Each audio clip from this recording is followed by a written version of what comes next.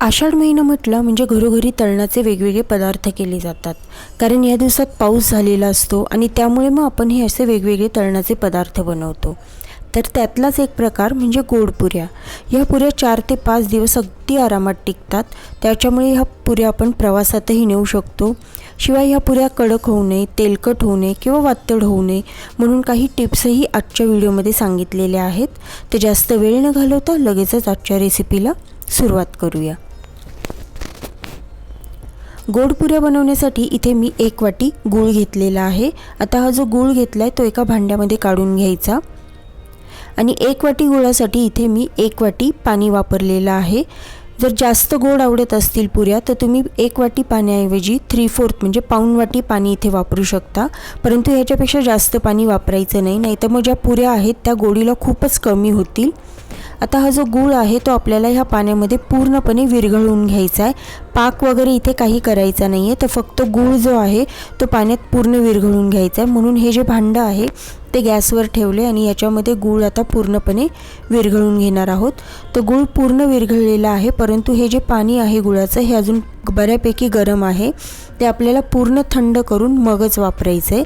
तर पाणी थंड होते तोवर आपण बाकीचे जे पदार्थ आपल्याला पुऱ्या करण्यासाठी लागणार आहेत ते घेऊयात.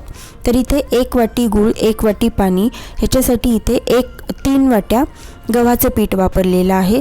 जर गव्हाच्या पिठाचा अंदाज येत नसेल तर सुरुवातीला तुम्ही 2च वाट्या गव्हाचं पीठ घ्या आणि त्यानंतर मग जसं गरज असेल तसं गव्हाचं पीठ ॲड करायचं. आता ह्याच्यामध्ये टाकून घ्यायची अर्धा चमचा बडीशोप. बडीशोप भाजून घेतलेली नाही आहे तर कच्चीच आहे. त्यानंतर यामध्ये टाकायचा आहे 2 चमचे बारीक रवा. रवा टाकला की पुऱ्या ज्या आहेत त्या चांगल्या टम्म फुगतात आणि बराच वेळपर्यंत त्या फुगलेल्या राहतात.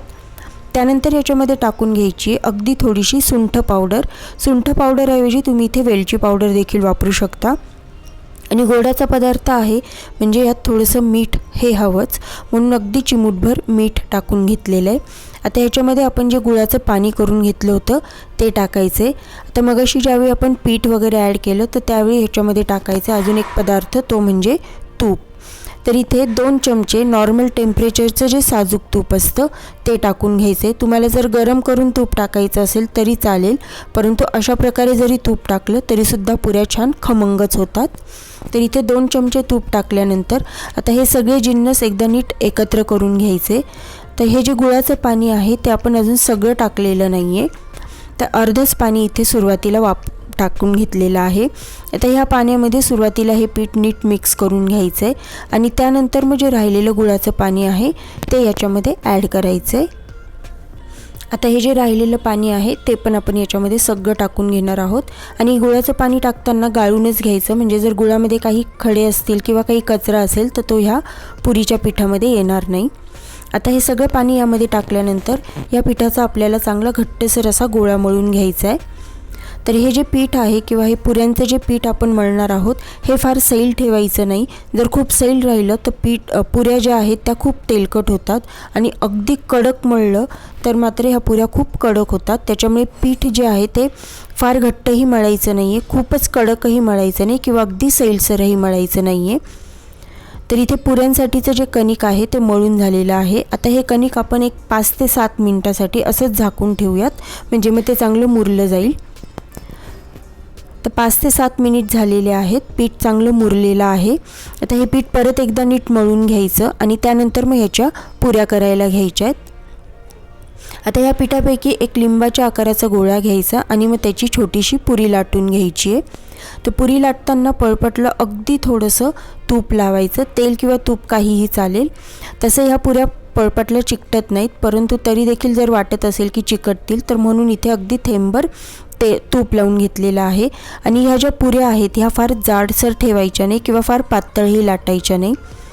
आता इथे मी एक पुरी लिंबाच्या आकाराचा गोळा घेतला आणि त्यानुसार लाटून घेतली, किंवा मग एक मोठा उंडा घ्यायचा आणि आपण रोज जशी पोळी लाटतो त्याप्रमाणे एक मोठी पोळी लाटून नंतर मग त्याचे असे एखाद्या वाटीच्या साहाय्याने एकसारख्या पुऱ्या कट करून घ्यायच्या. जी पद्धत सोपी असं वाटेल तुम्हाला त्यानुसार ह्या पुऱ्या करून घ्यायच्या. तर इथे सुरुवातीला मी 4 ते 5 पुऱ्या करून घेतलेल्या आहेत. आता ह्या पुऱ्या आपल्याला तळून घ्यायच्या आहेत. तर तळण्यासाठी इथे तेल गरम करत ठेवलेलं आहे. तेल जे आहे ते मध्यम गरम असलं पाहिजे, खूप कमी गरमही नको आहे किंवा अगदी कडकडतही गरमही नको आहे. कारण कमी गरम असेल तर पुऱ्या तेलकट होतात आणि अगदी कडक गरम असेल तर पुऱ्या खूप जास्त तळल्या जातील आणि नंतर मग त्या कडक होतात आणि वातडही होतात. त्यामुळे तेल जे आहे हे मध्यमच गरम ठेवायचं आणि पुऱ्या चांगल्या तळून घ्यायच्या आहेत. तर हे पहा दोन्ही बाजूने पुऱ्या छान खमंग अशा तळून घेतलेल्या आहेत आणि पुऱ्या अगदी चांगल्या फुगलेल्या पण आहेत. आता ह्या पुऱ्या आपल्याला एका टिश्यू पेपरवर काढून घ्यायच्या, म्हणजे मग त्यातले जे अतिरिक्त तेल आहे ते निघून जाण्यास मदत होते. तर अशाच प्रकारे आपण ह्या सगळ्या पुऱ्या तळून घेणार आहोत.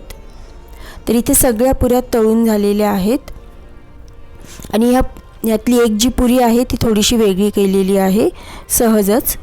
आणि आता ह्या पुऱ्या जर चेक केल्या तर अजिबात ह्या पुऱ्या तेलकट झालेल्या नाही आहेत, हे पहा. आणि अगदी मऊसूतसुद्धा आहेत, वातड झालेल्या नाही आहेत, बिलकुल हाताला तेलकट लागत नाही आहेत. तर व्हिडिओमध्ये जे प्रमाण सांगितलं आहे त्यानुसार तुम्हीही नक्कीच ह्या पुऱ्या करून बघा. व्हिडिओ आवडला असेल तर व्हिडिओला लाईक करा, शेअर करा, कमेंट करून सांगायला विसरू नका. चॅनलवर नवीन असाल तर चॅनलला नक्कीच सबस्क्राईब करा. परत भेटूया पुढच्या व्हिडिओमध्ये. तोपर्यंत धन्यवाद.